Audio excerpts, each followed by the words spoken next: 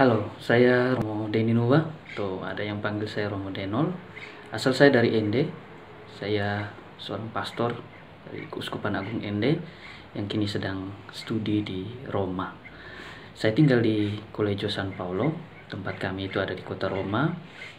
Di sini kami hampir sekitar 200 imam, 200 pastor dari 54 negara. Kami ada di sini. Jadi komunitas kami adalah suatu komunitas yang sangat besar. Kita pasti tahu tentang apa yang terjadi akhir-akhir ini, coronavirus yang menyerang hampir di seluruh dunia, dan Italia menjadi suatu negara yang boleh dikatakan sangat parah situasinya berkenaan dengan coronavirus ini. Video ini saya buat semacam sebuah sharing, juga mau katakan awasan untuk Bapak Ibu saudara-saudari saya yang ada di Indonesia secara luas, yang ada di NTT, juga secara khusus yang ada di Flores, di Ende tempat saya berasal. Paling parah di Italia secara khusus ini itu di daerah Italia Utara. Kami sendiri ada di daerah Italia Tengah, karena kami di kota Roma, ibu kota dari negara Italia.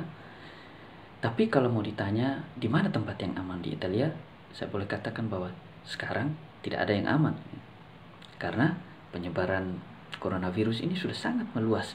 Italia Utara, kami yang di tengah, di ibu kota di Roma ini, Italia Selatan, di Napoli dan sebagainya, itu semua sudah mengalami situasi yang sama. Virus corona ini sudah tersebar kemana-mana dan siap menjangkiti siapa saja. Kalau orang tidak siap, tidak hati-hati, tidak waspada, siapa saja bisa kena.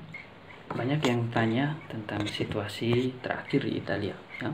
Kita bisa searching di internet. Di Italia itu hampir 50-an ribu orang yang terkena virus ini. Sekitar 5.400-an orang meninggal karena virus ini. 7.000-nya bisa disembuhkan. Ya, kita bisa lihat bagaimana mencemaskan dan menakutkan penyebaran virus ini yang boleh dikatakan sangat cepat terjadi di Italia ini secara khusus. Di Italia ini, saya mau cerita sedikit. Ketika orang atau pemerintah menyampaikan dekret atau pengumuman bahwa semua orang harus di rumah untuk mengatasi penyebaran yang lebih luas dari virus ini, ternyata banyak orang masih, kalau kita bilang itu, kepala batu. Masih banyak orang yang tidak peduli dengan pengumuman ini yang disampaikan oleh pemerintah, sehingga masih banyak orang berkeliaran begitu saja, masih banyak orang beraktivitas seperti biasa di jalan-jalan. Dan apa yang terjadi?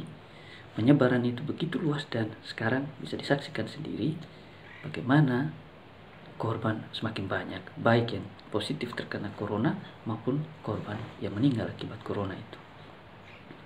Ya, kalau mau dikatakan bahwa sebetulnya virus itu menjadi berbahaya, terutama karena perilaku orang. Perilaku membuat orang, perilaku yang sembarang, yang ngawur, yang seperti itu justru membuat penyebaran virus ini menjadi semakin lebih luas dan amat berbahaya bagi kehidupan manusia. Yang mau saya katakan adalah bahwa penyebaran virus ini menjadi begitu cepat dan meluasnya begitu cepat dan berbahaya bagi semua orang, karena siapa saja bisa kena, terutama disebabkan oleh karena perilaku.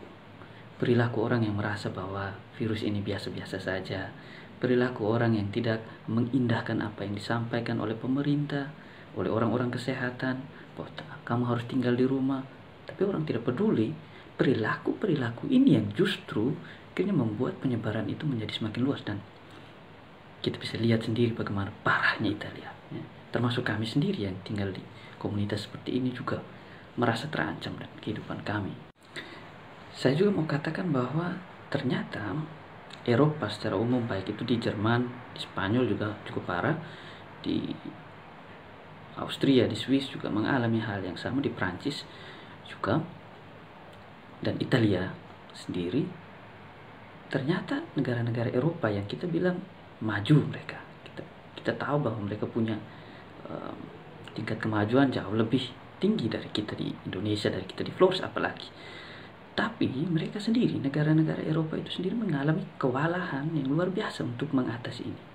Mereka ternyata mengalami juga tantangan yang begitu luar biasa dihadapi orang-orang, terutama orang-orang kesehatan, dalam mengatasi penyebaran virus, dalam mengatasi atau menyembuhkan orang-orang yang sakit karena virus ini. Jadi kita bisa lihat negara maju seperti mereka saja sudah mengalami kesulitan.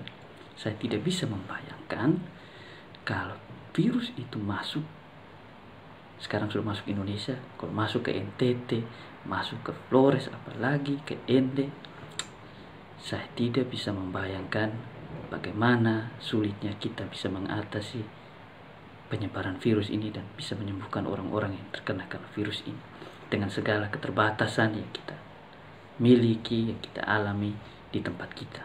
Awalnya saya yakin sekali bahwa virus ini hanya akan kena di orang-orang tua, di orang-orang usia lanjut, karena daya tahan tubuh mereka sudah menurun. Tapi belakangan ini menjadi kekhawatiran saya, karena siapa saja ternyata bisa kena, ya. Itu artinya juga teori itu saya ragukan juga, ya, siapa saja bisa kena, tergantung daya tahan tubuhnya. Tapi kalaupun daya tahan tubuh orang itu kuat, virus datang, daya tahan tubuhnya kuat, dia masih bisa bertahan melawan virus itu.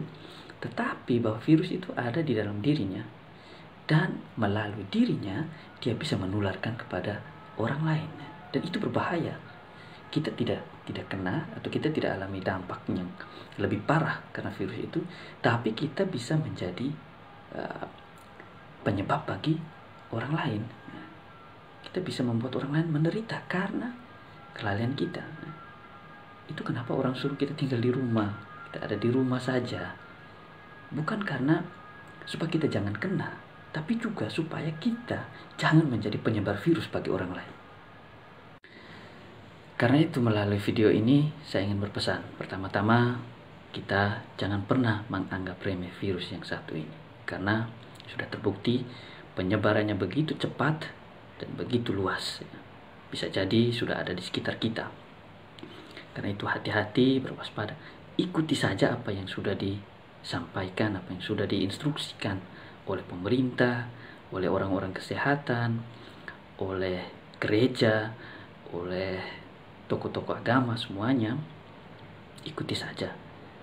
Saya yakin mereka juga menyampaikan itu dengan suatu kesadaran yang luar biasa, kan, ya, tugas kemanusiaan ini, ya.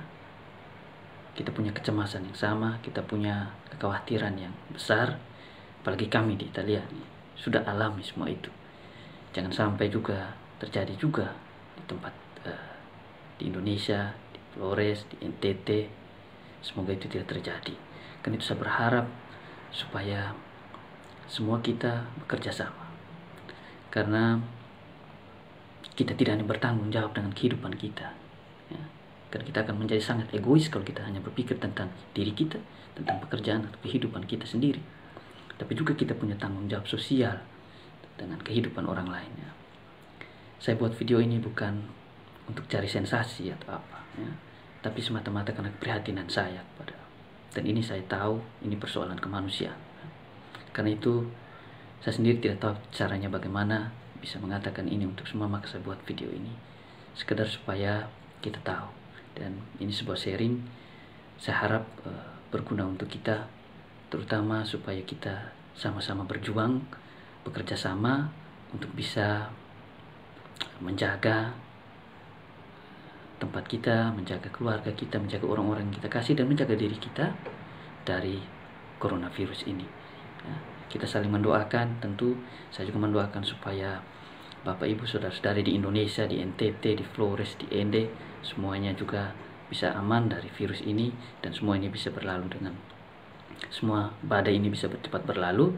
Dan juga berdoa untuk kami yang ada di sini, ya, supaya kami juga aman, bisa tetap sehat, ya. Terima kasih untuk semua yang sudah bertanya, sudah mengirimkan pesan, sudah telepon menanyakan keadaan. Terima kasih untuk perhatian dan doa-doamu. Kita saling mendoakan supaya semua ini boleh cepat berlalu, semua ini boleh cepat berakhir, dan kita yakin dengan segala usaha kita, dengan doa-doa kita, dengan segala upaya kerjasama kita, saya yakin semua ini pasti akan berlalu. Terima kasih.